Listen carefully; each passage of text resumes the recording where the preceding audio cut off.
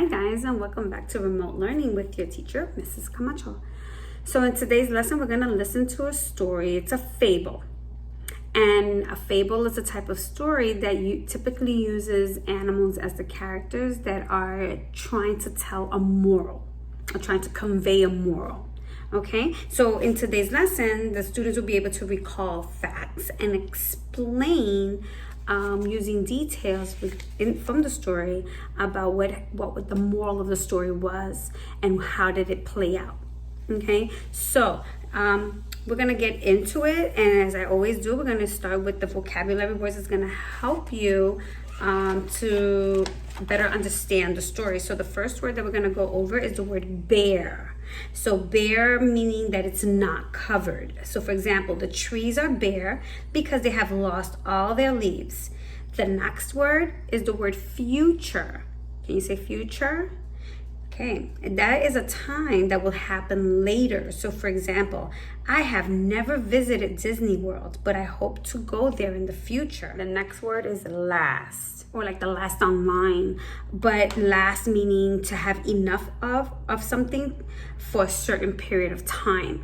And then the next word is, and this is a big word, guys, so it's personification. Personification. Okay, try it. Personification. Good. All right. So that means that it is a writing technique of an author that author uses in which animals act like people in the story. So it's a type of writing technique that an author uses animals as characters in the story. Okay, so and then the last word is shivering, and that means to shake from being cold. So for example, Mary was shivering from the chill in the air, and she wished she had worn her scarf. So boys and girls, I want you to listen carefully to the story, okay? And I also want you to think about what season the story is taking place in, and how do you know that the story is taking place in that season. And I want you to listen also carefully to explain the different, or explain the moral of the story. Like what was the characters in the story doing, and why were they doing that, and what they should have done. Okay, so we're gonna jump right into the story. Okay, so I'm going to bring and place my camera in front of the screen so that I can show you the images to the story. Now the story, the title of the story is The Grasshopper and the Ants. And this is an Aesop's fable story. And remember, boys and girls, I want you to listen carefully to find out what moral or lesson the grasshopper learns at the very end of the fable, okay? And then I also want you to think about, what they should have done, or what they could have done, and what happened at the end. So I feel like I'm going on and on. Here we go. In a field, on a fine summer's day, a grasshopper was hopping about, singing and dancing and enjoying himself. Nearby, a group of ants was hard at work. They had built their house underground, and they were filling it with food to last them through the long, cold winter ahead. "Why not come and play with me?" asked the grasshopper. "Why bother about winter? We have plenty of food now. Come, leave your work. Now's the time to dance and sing." But the ants paid no attention to the grasshopper. They kept working hard all day and every day. But not the grasshopper. All summer long, while the ants worked, he jumped up about the field and danced and sang. Sometimes he'd sit for hours and listen to the humming of the bees, or watch the butterflies flittering about, or take long, lazy naps in the warm sun. And when he woke up, he would sing the song, "The summertime's for me, for then I'm happy as can be. I watch the butterflies and bees and fly around as they please. Oh, summertime's a time for me, for I am as happy as I can be." Yes, the grasshopper was a happy fellow, but he never thought about the future.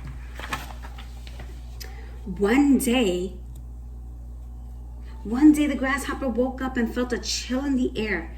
Then he saw the leaves turn red, golden brown, and fall from the trees. Then the days kept getting cooler, and soon the grasshopper saw no butterflies or bees, and the fields where he liked to sing and dance turned bare and hard. Soon the cold days of winter were upon him, and the grasshopper was freezing and hungry. He came to the ant's house and knocked on the door. "What do you want?" asked the ants. "May I come in and share your food?"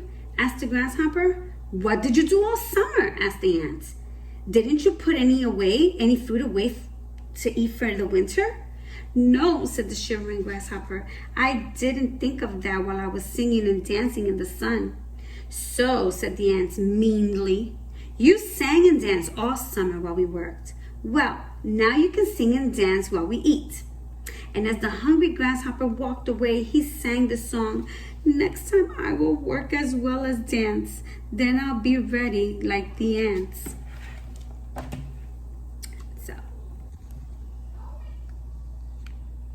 boys and girls, this was a very short story. Of course, fables are short stories. So what I want you to think about was the questions that I asked at the very beginning. Now, what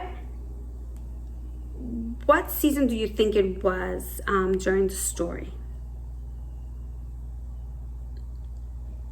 If you said fall going into winter, you were correct. Okay, so what lesson did the grasshopper learn? And what were the ants doing in the story time?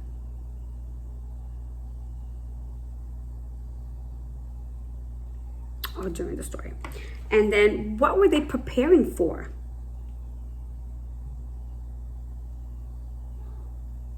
Great. So what I want you to do is you're going to draw and write about the questions I just asked you, and then you're going to send those out to me and tell your parents to send them out to me by email, okay? And again, so think about what the moral of the story was as well, and try and answer that the best that you can with the adult that's next to you, okay?